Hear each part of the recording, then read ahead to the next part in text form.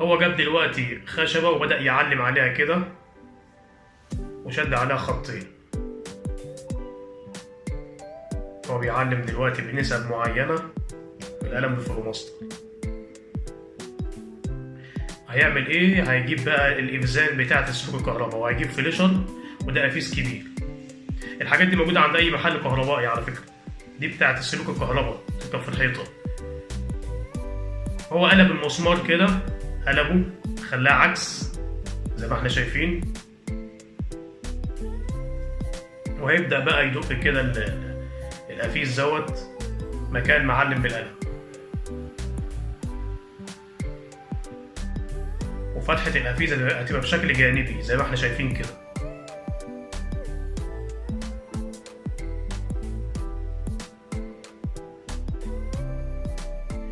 وده الفليشر اللي هو جابه، قص الفليشر كده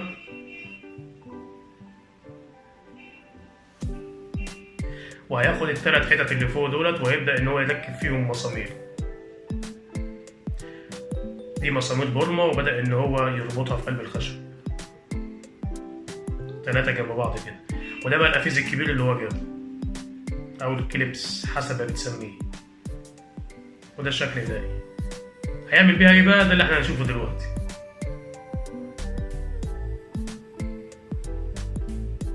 خرم خرمين كده وهيبدأ يثبتهم في الحيطة. فلو انت بقى صاحب ورشة او عندك ادوات زي كده، دي الحاجة اللي زي دي هتنفعك قوي قوي قوي يعني. انصحك انك تعملها دلوقتي. يعلق عليها مفكات، يعلق عليها بنس، حامل في ثواني واشياء بسيطة جدا جدا جدا اهو. انت بقى ممكن تعمل لوحة كبيرة شوية كده وتحط عليها اكتر من قفيز وتلم العدة بتاعتك كلها في قلب اللوحة دي. فدي كلها افكار بسيطة، اتمنى اكون عجبتكم واتمنى اكون قدرت اوصل لكم فكرة جديدة النهاردة. وما تنساش بقى تدعمني باللايك وسبسكرايب للقناة وتشير الفيديو بقى مع اي حد انت شايف ان الفيديو ده هينفعه. ادينا لايك بقى، ادينا لايك. ده بقى الفيديو التاني اللي انا قلت لكم عليه. هو هنا جايب بنسة جديدة وهيبدأ ان هو يعدل عليها ويحولها لشيل في منتهى الروعة. هو بدأ يشيل الدراعات دلوقتي اللي هي البلاستيك ديت، وهيبدأ بقى انه يجيب قلم في المسطر كده ويعلم مكان ما يقطع بالصاروخ، لانه هو هيفصل الراس بتاعة البنسة عن الدراعات.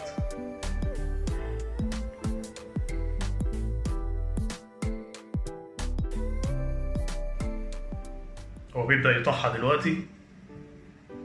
الفيديو النهارده فيه فكرة كويسة، يعني فيه معلومات هتتعلمها النهارده ان شاء الله هتنفعك قوي. هو هنا بقى بيبدأ يسلوخ كده الحتة اللي هو قطعها دي،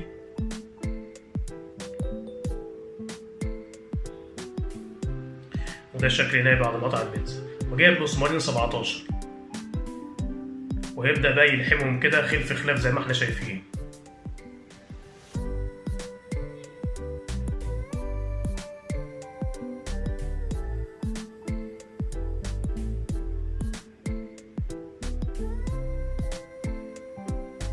هيسلوخ بقى مكان ما لحم كده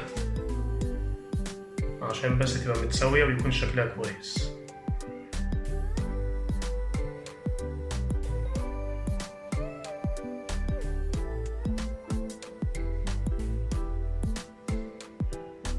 وده الشكل النهائي بعد ما سلوخها وظبطها.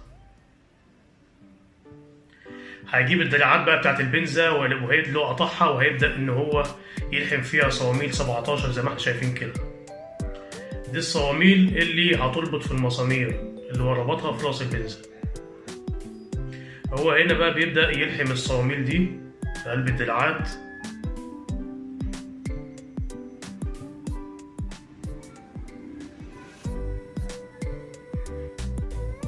يبدأ بقى يسلوخها كده ويظبطها. كل واحد بيبتكر في مهنته. هذا تقريبا الشخص ده حداد تقريبا او حاجة زي كده، حداد. فكل انسان بيبدأ يبتكر في مهنته.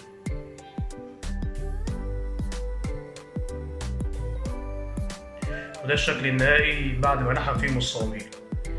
هيبدأ بقى يركبهم بالشكل ده. يركب الدراع عليه وردة والعصفورة دي يركبها عليها على طول. واليمة التانية كذلك الأمر. أصبح دلوقتي إن هو يقدر في أي وقت إن يشيل الدراعات ديت ويركبها زي ما هو عايز. وكمان بقى هتتحرك بشكل ب 24 درجة.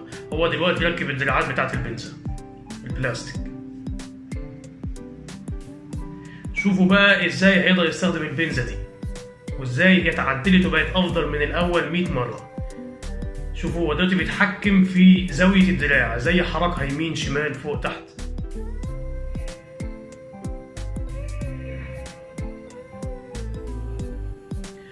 طب هتفيدنا بايه يعني لما نعملها كده؟ ده اللي احنا هنشوفه دلوقتي. هنشوفه حرك الدراع خلاه فوق ازاي وخلى شكل البنزة ازاي. دي في الاماكن الضيقه، لو انت بتمسك حاجه او بتحل حاجه بتكون سهله بالنسبه لك ان هي تنحل زي ما احنا شايفين كده فوق تحت. هو جاب مسمار زي كده، عوج البنزة لفوق وبدأ يحل المسمار. لو البنزة بقى بوضعها الاولاني ما كنتش هتقدر تحل الصامولة دي، كانت ايدك هتتجرح وممكن تخبط في الخشب ده. فدي حاجة كويسة انك انت تعرفها وتتعلمها، يمكن تنفعك في المستقبل ان شاء الله. ولو انت تعرف حد صديقك في المهنة ديت وشايف ان الفيديو ده هينفعه، شاركه معاه. ابعتولي بقى على الماسنجر على الواتساب، شارك المعلومة يعني، ما تخليهاش تقف لحد عندك. وعشان انت حبيبي انا بحاول اجيب لك افكار جديدة كل يوم، فدعمني بقى بلايك كده واشترك لي في القناة. فدي كلها افكار بسيطة، اتمنى اكون عجبتكم، واتمنى اكون قدرت اوصل لكم فكرة جديدة النهاردة. وما تنساش بقى تدعمني باللايك وسبسكرايب للقناة، وتشير الفيديو بقى مع اي حد انت شايف ان الفيديو ده هينفعه. دمتم في رعاية الله، والسلام عليكم ورحمة الله وبركاته.